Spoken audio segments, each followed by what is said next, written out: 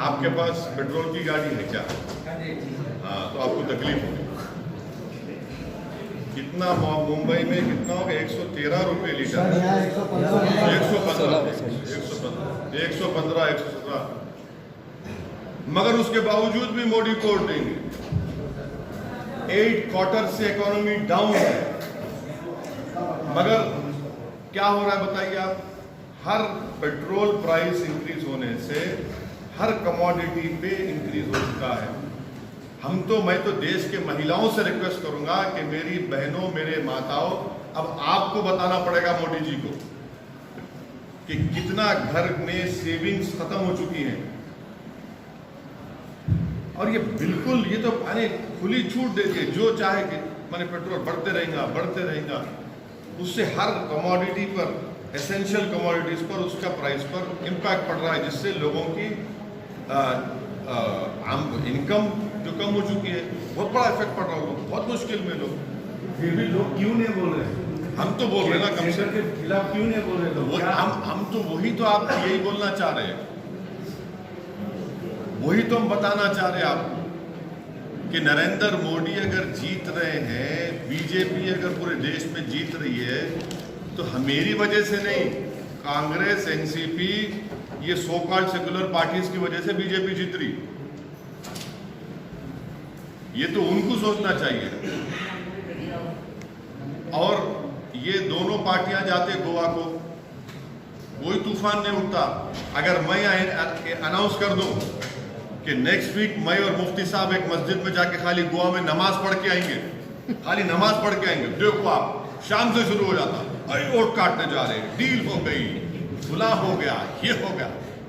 मगर ये लोग जा रहे तो दूध के धुले हुए ना। ये देखिए, ये हमारी डेमोक्रेसी का ये इनका रियल फेस है इन लोगों को, कि कभी मुसलमान अगर बोलेगा मैं इलेक्शन लड़ रहा हूं, आप क्यों लड़ते, आप कैसा जाते? मगर वो लड़ रहे, एक दूसरे को उंगली भी उठा रहे, एक दूसरे को क्रिटिसाइज भी कर रहे, मगर वो सिवियरिटी नहीं है। मगर जहां एमआईएम का नाम आ जाएगा, देखो वो कर लिए, ये कर लिए। यानी शिवसेना, हम एनसीपी से पूछना चाह रहे, कांग्रेस से, शिवसेना सेकुलर है या नहीं है बताओ? तो बोलेंगे नहीं, बीजेपी को रोकना है। अरे बीजेपी को रोकना है तो दोनों में फर्क नहीं है। अगर कल 24 में शिवसेना बीजेपी मिलकर लड़ लिया इलेक्शन, तो क्या करेंगे? ये मेरे स्टेटमेंट को याद रखना आप, आज के दिन क्या करेंगे लोग, क्या बोलेंगे जनता को? और आप, महाराष्ट्र का मुख्यमंत्री असेंबली में खड़े होकर फखर से बोलता है कि हाँ, हमारे शिव सैनिक ने बाबरी मस्जिद को तोड़ा। तो ये लोग क्या मुंह में लड्डू बिठा के बैठे थे एनसीपी कांग्रेस वाले? क्या उस वक्त कांग्रेस पार्टी ने रेजोल्यूशन पास नहीं किया था पार्लियामेंट में डिमोलिशन ऑफ बाबरी मस्जिद के ऊपर? आप सरकार में बैठे, आप एक लफ्ज नहीं बोलते आप?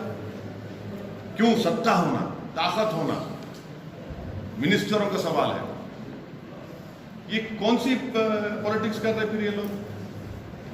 इसमें क्या तोड़ हो सकता है? अभी जो वोटर है संभ्रम में है, इसका तोड़ खाली एमआईएम है। सही बता रहा हूँ आप, आज नहीं कल ये हकीकत सामने आएंगी। सर, जिस तरह से प्राइवेटाइजेशन हो रहा है देश में, उस पर आपका क्या कहना है? एग्जाम्पल दो आप। जैसे एयरलाइंस है, इंडियन एयरलाइंस को कर दिया, फिर कई सारे। देखिए, जहाँ तक एलआईसी की बात है, हम लोग पार्लियामेंट में अपोज करेंगे, कंप्लीट अपोज करें। ये गलत हो रहा है, बिल्कुल गलत हो रहा है। एलआईसी का प्राइवेटाइजेशन नहीं होना चाहिए। मुल्क के तारीखी आसार गिरवी रख दिए जा रहे हैं, प्राइवेट ठेकों पे दे दिए जा रहे हैं, जैसे ताजमहल है, लाल किला है और दूसरे तारीखी इमारत। यही होता आपको जब 56 इंच को देख के वोट दिया। कश्मीर के हाँ, उसके बारे में क्या? अभी सुना कि उसमें 100 किलो कम हो गए। सर, देश में किसानों का मुद्दा बहुत आगे बढ़ रहा है, इसका क्या कहना है आपका? नहीं, जो मोदी सरकार ने किसान का जो कानून, तीनों कानून बनाए, वो अनकॉन्स्टिट्यूशनल है। नंबर 1, गवर्नमेंट ऑफ इंडिया को कोई राइट ही नहीं है एग्रीकल्चर पर लॉ बनाने का। वो स्टेट सब्जेक्ट में आता है, स्टेट लिस्ट में आता है। अनकॉन्स्टिट्यूशनल काम किए और वो किसानों के हित में भी नहीं है, किसानों के मफाद में नहीं है, काश्तकारों के मफाद में नहीं है। और वो कानून को जाना चाहिए, वो कानून खत्म होना चाहिए। इससे किसान का फायदा नुकसान होगा। पूरे आप बड़े बड़े अरबपतियों को आप फायदा पहुंचाना चाह रहे हैं। बहुत सारे स्टेट है देश में, वो अभी केंद्र को आरोप लगा रहे हैं। केंद्र जो स्टेट के कामों में है ना दखलंदाजी दे रहा है। महाराष्ट्र ने भी ऐसा बोला है, कर्नाटक ने भी बोला है, तेलंगाना से भी, बंगाल से भी बात हो चुकी है कि स्टेट के काम में केंद्र अपनी दखलंदाजी दे रहा है। आपका क्या इस निरीक्षण में क्या? नहीं, मेरा ये है कि कॉन्स्टिट्यूशन में स्टेट लिस्ट और union list, government of India state के मैटर्स में इंटरफियर नहीं करना चाहिए। मगर सवाल ये पैदा होता, आपको मैं आपको एग्जांपल देता हूँ इन लोगों के जो अपने उंगली को काट के मोदी को दे दिए, आपको नहीं काटेगा। यूएपीए का लॉ लेके आए, उसमें आपने क्यों सपोर्ट किया मोदी को और बीजेपी को? कांग्रेस ने, एनसीपी ने क्यों सपोर्ट किया? जब आपको ये नहीं मालूम था ये करेंगे। माने दिल्ली में बैठकर एक इंस्पेक्टर वो बोल देगा कि औरंगाबाद का एक्स आदमी टेररिस्ट है, बस खत्म, टेररिस्ट हो गया, विदाउट इवन कोर्ट कन्विक्शन। आपने सपोर्ट क्या नहीं किया? बताओ आप। राइट टू इंफॉर्मेशन एक्ट में कमिश्नर्स का अपॉइंटमेंट, उनकी सब चीजें आपने क्यों सपोर्ट किया भाई? आप ही तो कर रहे हैं ना। आर्टिकल 370 का रिवोकेशन सब बाजा बजाए, बट हम बोल रहे हैं अनकॉन्स्टिट्यूशनल है। देखो वो पढ़ाई कर रहे हैं वो तो। ऐसे कई एग्जांपल्स दे सकता हूं मैं आपको। बिगेस्ट एग्जांपल आपको दे रहा हूं, लॉकडाउन। गवर्नमेंट ऑफ इंडिया को कोई अख्तियार नहीं है लॉ एंड ऑर्डर सब्जेक्ट में। वहां दिल्ली से बैठ के मोदी जी बोले लॉकडाउन, उद्धव ठाकरे थाली बजा दिए, यस सर लगा लॉकडाउन। आप तय करना था कि महाराष्ट्र में, मुंबई में लॉकडाउन कब लगेगा। उन्होंने डिक्टेट करे वहां से नेशनल डिजास्टर एक्ट में। क्या नेशनल डिजास्टर एक्ट कॉन्स्टिट्यूशन से बड़ा है क्या? आप क्यों दिए उनको अख्तियार? आप क्यों सुने उनकी बात? वैसे सब स्टेट्स किए।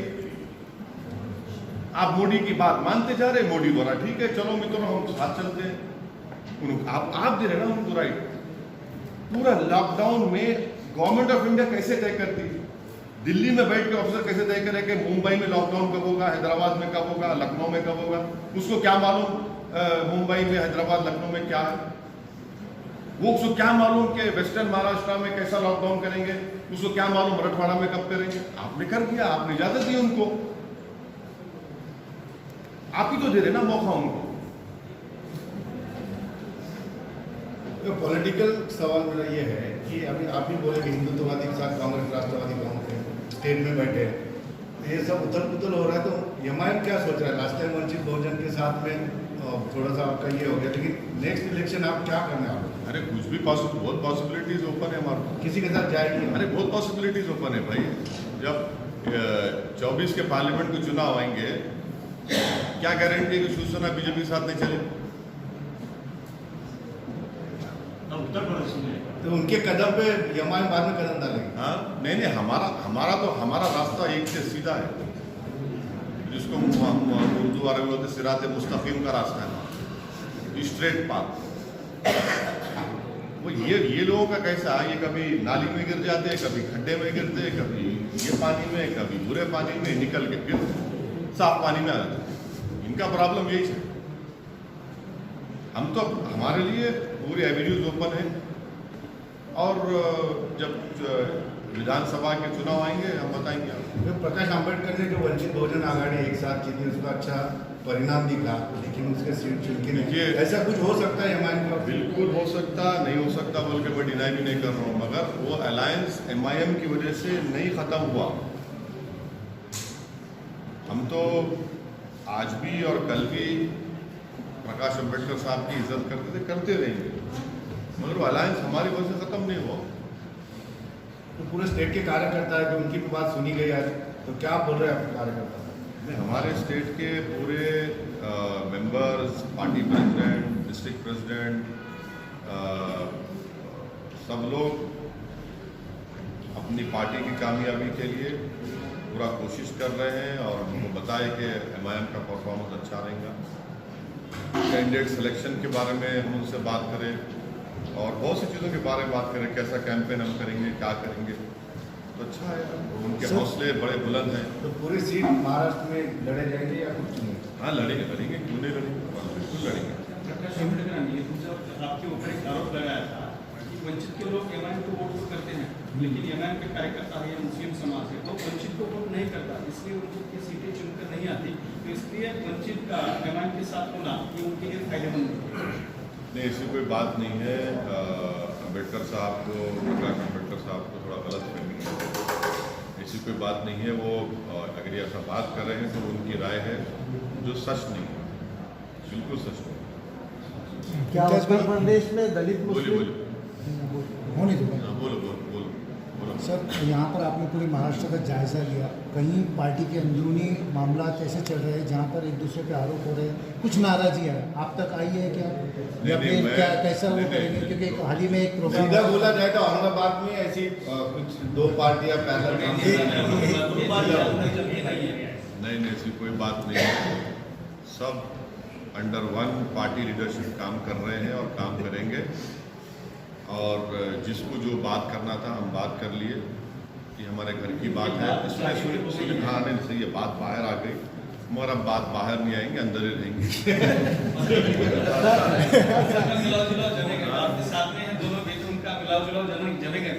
और एक बात और आपने इनको कहा था ये बिल्कुल मिलाव जुलाव है, साथ है और रहेगा। और इंशाअल्लाह ताला जो और अच्छे तरीके से मिलके काम करेंगे, तो कोई बात नहीं है। तो बात सही है, बात आई, मैं इनकार नहीं कर रहा। सर, उत्तर प्रदेश में MIM की जड़ें कितनी मजबूत होंगी? क्या गैर मुस्लिम वोट भी हासिल हो सकते देखिए, हैं? सियासी पार्टी की जड़ें मजबूत करना एक कंटिन्यूस प्रोसेस है। जड़ों को फैलाना बोलते देखते हैं, तो जड़ों को फैला रहे हैं। इंशाल्लाह अच्छा काम हो रहा है और हमको यकीन है कि इंशाल्लाह अच्छा नतीजा आएगा। दिल्ली में आपसे इतने खौफ, दिल्ली के कुछ ग्रुप्स ने आपके घर पर हमला किया और दिल्ली में आप जा रहे हैं, इसीलिए ये खौफ उनके दिलों में है या फिर क्या मामला है? नहीं, मेरे घर पे पहली मर्तबा हमला नहीं हुआ, ये चौथी मर्तबा हुआ है हमला, 4th टाइम हुआ हमला ये। और आपको जानकर बड़ी हैरत होगी कि मेरे घर के इमीडिएट नेबर कौन है? Election commission of India. और इलेक्शन कमीशनर और मेरे घर के सामने जो है दिल्ली का पुलिस का हेडक्वार्टर है, यानी उनके कैमरे, पूरे कैमरे मेरे घर पे रहते माशाल्लाह से, सामने से पीछे से, फिर भी हमला होता है। और हमला करने वाले लाइव टेलीकास्ट करते तो पुलिस को आने में ज़रा थोड़ी देर हो जाती है। ओनली 35 मिनट्स लगे उनको, सामने से आगे चल के आए तो 5 मिनट में आ सकते थे, मगर गाड़ी में आए तो शायद ट्रैफिक में फंस गए थे, इस वजह से 35 मिनट लगे होंगे। कोई बात नहीं, 35 मिनट्स लगे, थोड़ा ट्रैफिक में फंस गए होंगे, VIP कॉन्वॉय जा रहा हूँ, इसलिए ऐसा हुआ। औरंगाबाद का नाम बदलने का मसला जो है फिर एक बार चर्चा में आ रहा है, जो भी इलेक्शन के सामने हर बार आता ही है। इस बार कुछ चेयर भी जो है वो औरंगाबाद की बजाय संभाजीनगर का आता है। वो इम्तियाज साहब उस पर अच्छा बोलेंगे, अक्की साहब है। महाराष्ट्र में कुछ MIM के कार्यकर्ता गुने दाखिल हो रहे हैं, उनको गलीबात किया जा रहा है, ऐसे बहुत से केसेस सुनने में आ रहे हैं, देखने में आ रहे हैं। हम अपने कार्यकर्ता के खिलाफ जो हो रहा है हम उनके साथ खड़े हैं, उनको हम नहीं छोड़ने वाले हैं, उनके साथ ठहरेंगे, उनके परिवार के साथ ठहरेंगे। अगर ये हो रहा है, हम जब सही कह रहे हैं, उसका कंडेम करते हैं और पूरी लीगल सपोर्ट हम उनको देंगे। और इस तरह के हरकतों से MIM पार्टी के कार्यकर्ता हो या जिम्मेदारों के हौसले पस्त नहीं होंगे, बल्कि हौसले बुलंद होंगे। और ये एक बात को बताता है कि यहाँ की सरकार डर रही है, बुखलाहट का शिकार है MIM के पॉपुलैरिटी और उनके ज़मीन पर काम करने की वजह से।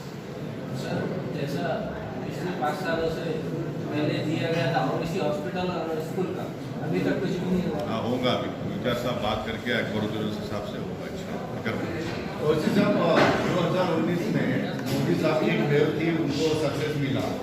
अभी कुछ सर्वे बोल रहे हैं कि मोदी की पॉपुलैरिटी जो है थोड़ी सी कम होती जा रही है। आप मतलब नेशनल का पॉलिटिक्स करते तो वहाँ से कैसा देखते हैं आप 2024 2024 को नहीं, मेरे को नहीं मालूम साहब, मेरे पास कोई थर्मामीटर नहीं है कि लगा के देख के बोलने का।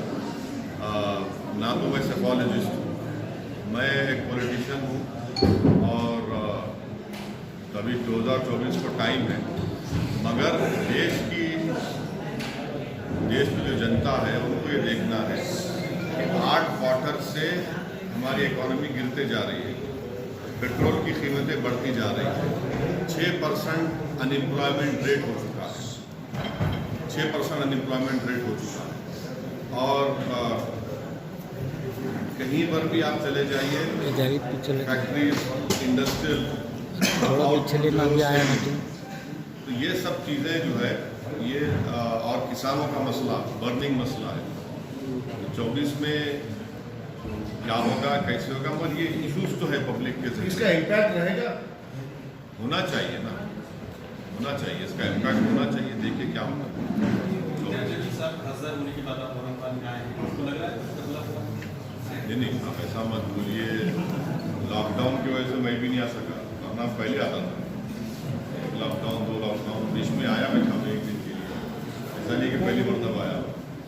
अल्हम्दुलिल्लाह काफ़ी डेवलपमेंट का काम इंचार्ज साहब कर रहे हैं और जितना वो करना है कर रहे हैं। और अनफॉर्चुनेटली क्या है कि वो एमपीलैड फंड्स कोविड की वजह से अब नेक्स्ट ईयर मार्च अप्रैल में शुरू होंगे, और उसके बावजूद भी वो बराबर आप देखिए कि स्टेडियम का काम शुरू होने वाला है और नेहरू युवा केंद्र की नेहरू भवन की नई बिल्डिंग बनने वाली है।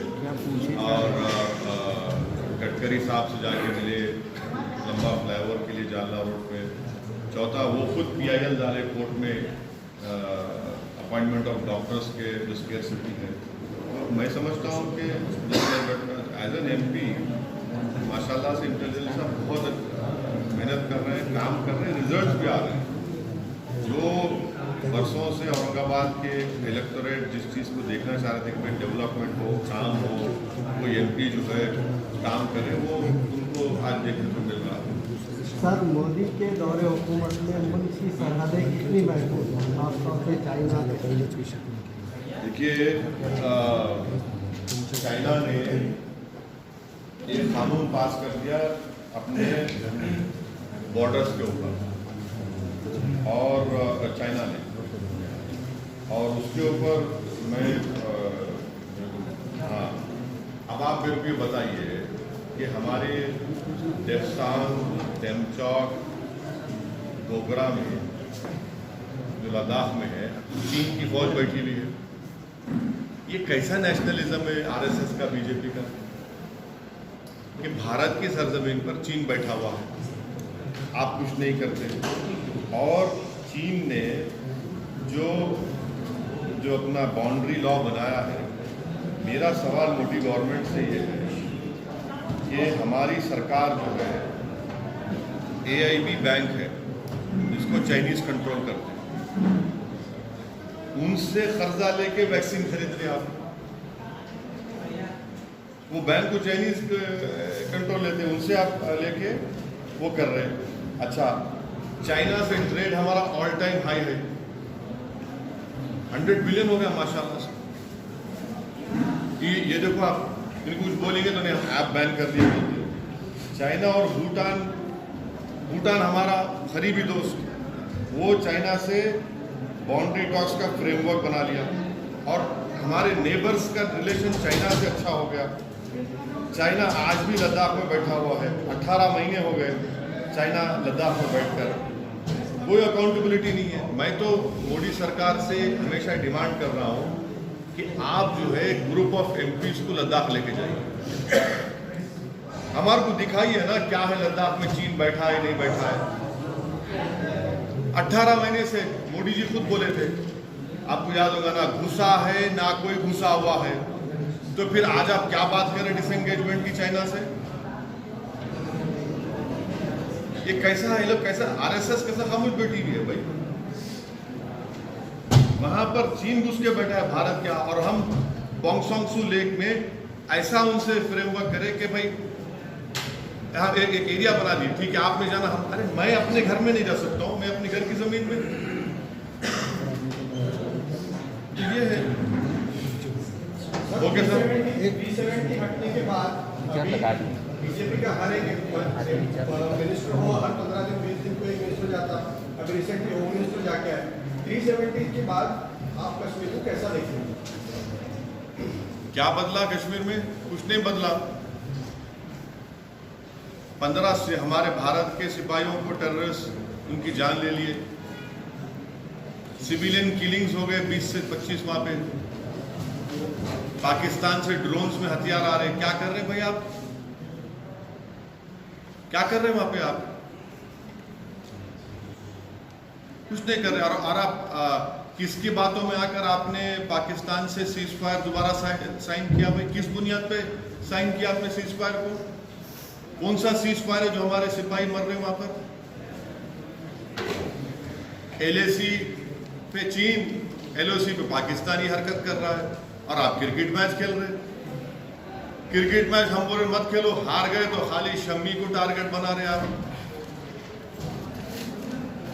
क्या फॉरेन पॉलिसी है मोदी सरकार की, बताइए आप।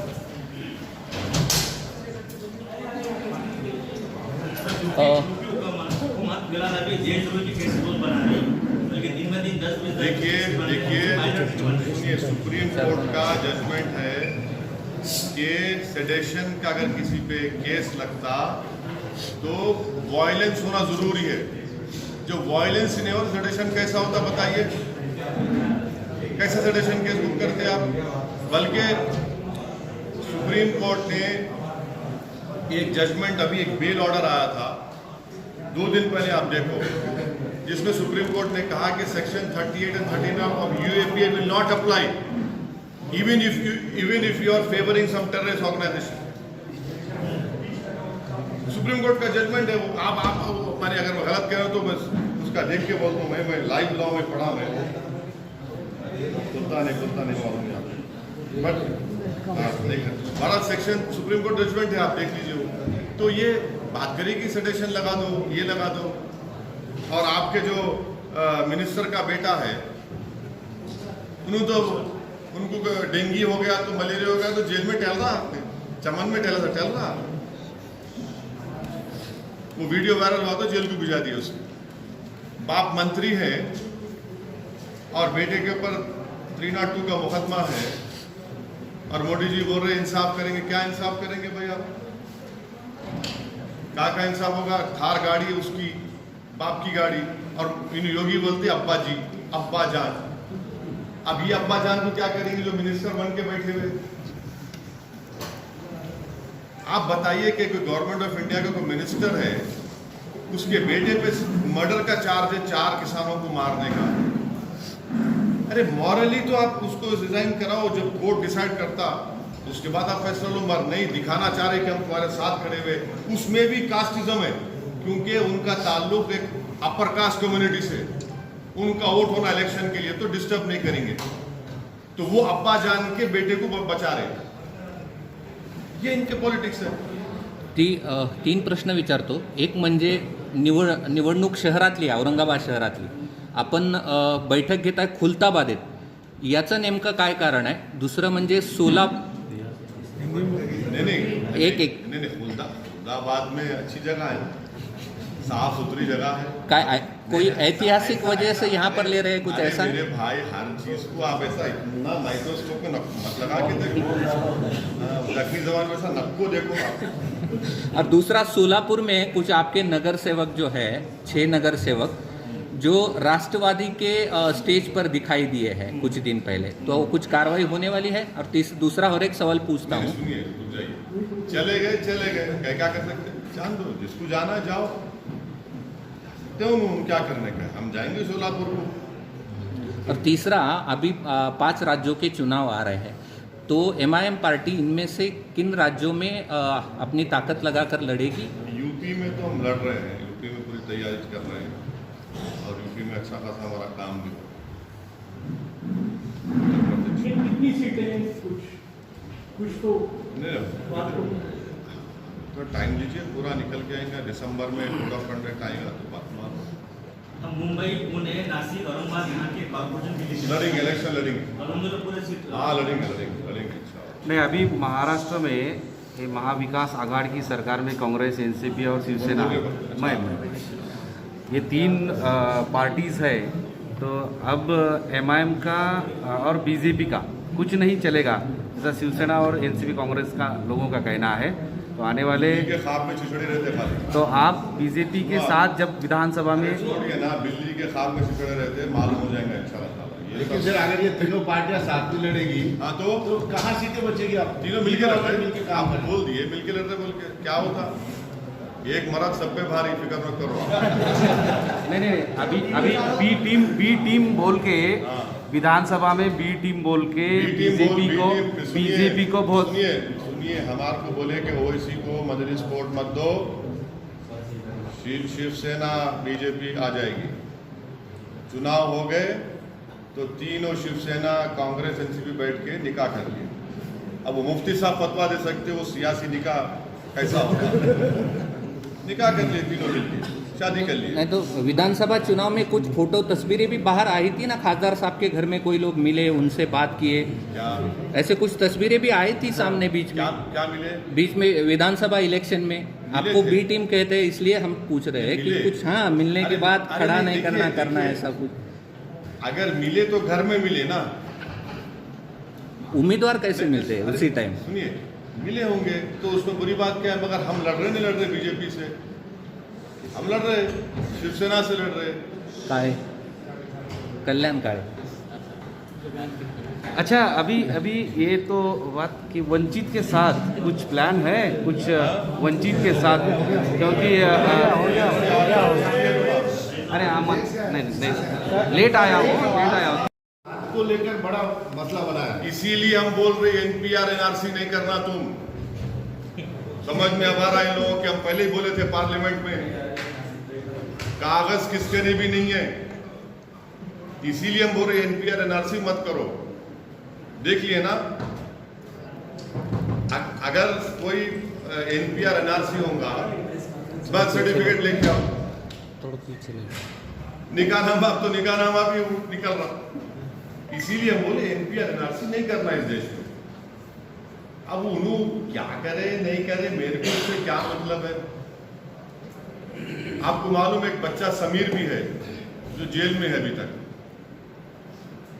उसकी मां को जाके क्या बोलेंगे कि क्या जवाब देंगे? बोलो आप को क्या होगा उन लोगों का? जो मालेगांव में मुफ्ती साहब से पूछे, जो बच्चे जो मालेगांव में पाँच साल जेल में थे, उन्होंने मीडिया का नाम अगर आप बोले तो उनको ऐसा उनके रोंगटे खड़े रहते, क्या होने वाला है? इतना डर उनको पैदा हो गया। कोई कुछ नहीं वाला नहीं, मगर दौलत से ही आपको इंसाफ मिलेगा क्या? वो जो गरीब जिसके पास कुछ नहीं है क्या करेगा? बताओ मैं आप, हमको क्या करना है इन चीजों से? मैं पर्सनली मैं आपको, मेरे को मतलब नहीं इन चीजों से। ये कौन लोग है, क्या करेंगे? क्या पोलिंग के दिन निकल के लोग सब निकलते क्या? जो गरीब पिटता है रोड पर, धूप में, सर्दी में, बारिश में, उसका क्या होगा? खिदमत करने वाले मौलाना कलीमुद्दीन सिद्दीकी और मुबल्लिग उमर गौतम, ये लोगों को हिरासत में लिया जाता है। देखिए राष्ट्रद्रोह का मुकदमा दर्ज है। देखिए आप ये सवाल जो है, जो कांग्रेस में बैठे हुए बड़े लोग हैं, उनसे पूछना कि भाई ये मौलाना के बारे में आपकी राय क्या है? कोई नहीं बोलेंगे, हम ही बोलते हैं। वोट भी तो आपको ना, तो फिर बोलो ना मौलाना कलीम सिद्दीकी के बारे में। कोई नहीं बोलता उनके बारे में, क्यों नहीं बोलते भाई आप? क्यों डरते आप बोलने के लिए? मुसलमानों का वोट होना, और मुसलमानों का जो जुल्म होगा, नाइंसाफी होगी, तो उस पर आप लबकशाई नहीं करेंगे, जबान नहीं हिलाएंगे, कोई अल्फाज नहीं बोलेंगे। तो यहाँ पर तो महाराष्ट्र में तो जो ड्रामा हुआ सेकुलरिज्म का, सेकुलरिज्म की धज्जियां उड़ा दी कांग्रेस एनसीपी, और कांग्रेस तो 15 साल हुकूमत करके नंबर 3 की पार्टी हो गई। माशाल्लाह, नजरे बद से बचाया अल्लाह इनको। 1 से 3 पे आ गए, 15 साल हुकूमत किया, 3 नंबर पे आ गए। फिर भी हमको ही गाली देते। वो बोलते ना कि रस्सी जल गई, बल नहीं गया। हाँ बिल्कुल करते। पार्टी के लोग आपके साथ पूरी ताकत में है, देखिए आप जहाँ भी जाते हैं इलेक्शन लड़ते हैं, आप लॉस हो जाते हैं, इलेक्शन हार जाते हैं आप।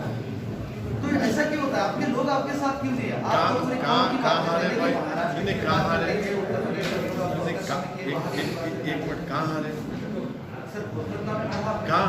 कोलकाता में कहा। अरे भाई पहला इलेक्शन सुनिए, पहला इलेक्शन हारने को जरूरी है हारना, हारे ना, नेक्स्ट टाइम जीतेंगे। कितने 5 सीट लड़ा में, मगर कितना तूफान खड़ा कर दिया। सुनिए सुनिए नहीं सुनिए, नहीं, औरंगाबाद में पहली बार आए, जीते, बहुत सारी सीटें जीते। सोलापुर में पहली बार गए, सोलापुर में जीते। अरे ये तो सही, इतना आप लंच नहीं करे होंगे, भूख लग रही होंगी, बात जरा तो मेरे को तो बोलने दीजिए, मेरे को भी भूख मिटाने दीजिए अपनी। हम 5 सीट लड़े, नहीं जीते, कोई बात नहीं, मगर कितना तूफान खड़ा करे। ऐसा देखा कि आसमान तक गिरने वाला है। मगर वही ममता बनर्जी अब कांग्रेस के लोगों को ले रहे, वही कांग्रेस इनको बोल रही जो हमको बोलती थी, वही ममता बनर्जी कांग्रेस को बोल रही जो हमको बोलती थी। तो ये क्या डीलिंग हो गई इन लोगों की? ये क्या डीलिंग है बताइए? आसाम के कांग्रेस के लीडर को ले लिए, क्या हुआ बताइए फिर? और गोवा में जाके ममता बनर्जी मीटिंग को एड्रेस कर रहे, लालू प्रसाद यादव कांग्रेस के खिलाफ इलेक्शन लड़ रहे, वही बिहार में हम 19 सीट लड़े, 5 जीते, 9 पे लालू कांग्रेस जीते, 6 पे एनडीए जीता। कितना तूफान मचा है। अब दोनों लड़ रहे, तो क्या है भाई ये होली अलायंस है क्या? ये नहीं, आप देखिए आपका आपके साथ है। हाँ? आप मुसलमानों की बात करते हैं, आप कौम की बात करते हैं, देखिए आपको लोग आपके साथ नहीं, आपकी गलतफहमी दूर कर दे रहा हूँ। आप क्यों सिर्फ मुसलमान हो रहे? मेरे साथ दलित भी है, मेरे साथ आदिवासी भी है, मेरे साथ हर वो आदमी है जो इंसाफ पसंद करता। क्यों नहीं है भाई? बिल्कुल है। और आप चेंज देखते जाएंगे और चेंज होगा इंशाल्लाह माहौल। ये टर्नआउट में नहीं दिखता, इसीलिए नहीं, अरे टर्न आउट में भी दिख रहा भाई। देखिए 21 साल के शिवसेना को एमपी को कौन हराई? कांग्रेस हराई, एनसीपी हराई, औरंगाबाद की जनता हरा दी उनको। तो ये भी तो फैक्ट है ना। तो ओबीसी रिजर्वेशन को लेकर काफी मैं बोल दिया ओबीसी के बारे में, आपके लिए फिर रिपीट कर रहा हूँ। हम बीजेपी गवर्नमेंट को ये चैलेंज कर रहे हैं कि अगर उनको ओबीसी से मोहब्बत है तो 50% लिमिट को ब्रीच करिए और भारत के कॉन्स्टिट्यूशन में अमेंडमेंट करिए, बिल लेकर आइए पार्लियामेंट में, क्योंकि जो समाज का 50% है उसको 27% कैसा मिलेगा रिजर्वेशन? ये तो नाइंसाफी है ना। जो 10% है उनको आप 20% दे रहे, ये क्या बात है भाई? तो 50% लिमिट को ब्रीच करना और ओबीसी में सब कैटेगराइजेशन होना जरूरी है, सब कैटेगराइजेशन होना जरूरी है। अभी थर्ड अलायंस बीजेपी के खिलाफ खड़ा करना चाहते हैं लोग, मीटिंग भी कर रहे हैं। ममता जी है, शरद पवार है, बीच में मीटिंग भी हो रही थी नेशनल लेवल पर।